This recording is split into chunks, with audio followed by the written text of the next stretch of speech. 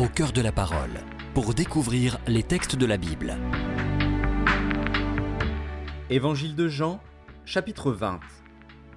Le premier jour de la semaine, Marie de Magdala se rendit au sépulcre dès le matin, comme il faisait encore obscur, et elle vit que la pierre était ôtée du sépulcre. Elle courut vers Simon-Pierre et vers l'autre disciple que Jésus aimait, et leur dit : « Ils ont enlevé du sépulcre le Seigneur, et nous ne savons où ils l'ont mis. » Pierre et l'autre disciple sortirent et allèrent au sépulcre.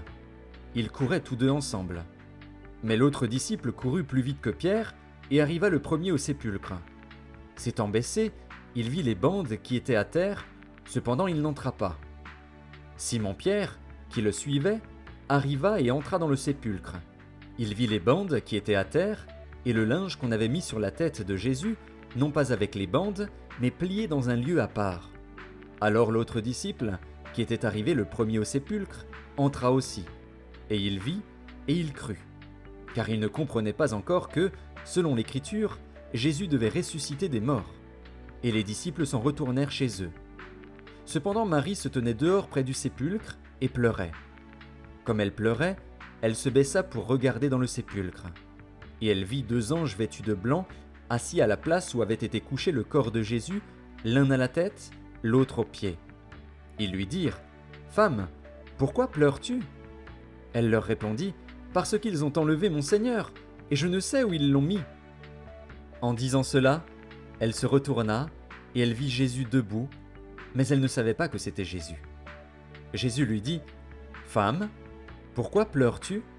Qui cherches-tu » Elle, pensant que c'était le jardinier, lui dit : « Seigneur, si c'est toi qui l'as emporté, dis-moi où tu l'as mis, et je le prendrai. » Jésus lui dit : « Marie. » Elle se retourna et lui dit en hébreu : « Rabouni », c'est-à-dire « Maître. » Jésus lui dit : « Ne me touche pas, car je ne suis pas encore monté vers mon Père.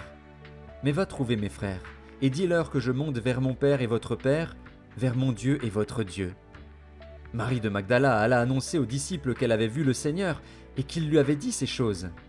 Le soir de ce jour, qui était le premier de la semaine, les portes du lieu où se trouvaient les disciples étant fermées à cause de la crainte qu'ils avaient des Juifs, Jésus vint, se présenta au milieu d'eux et leur dit : « La paix soit avec vous. » Et quand il eut dit cela, il leur montra ses mains et son côté.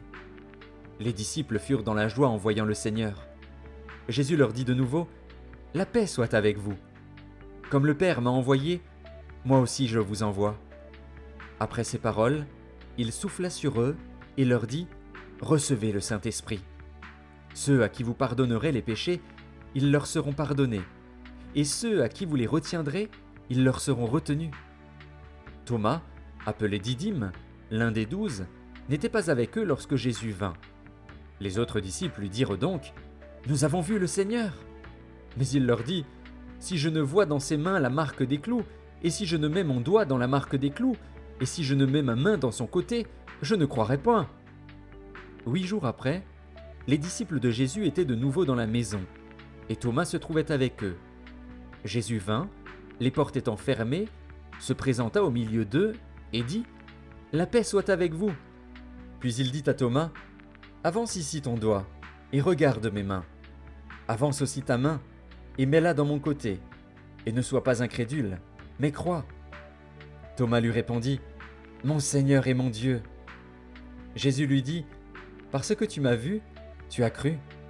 Heureux ceux qui n'ont pas vu et qui ont cru. » Jésus a fait encore, en présence de ses disciples, beaucoup d'autres miracles qui ne sont pas écrits dans ce livre. Mais ces choses ont été écrites afin que vous croyiez que Jésus est le Christ, le Fils de Dieu, et qu'en croyant vous ayez la vie en son nom.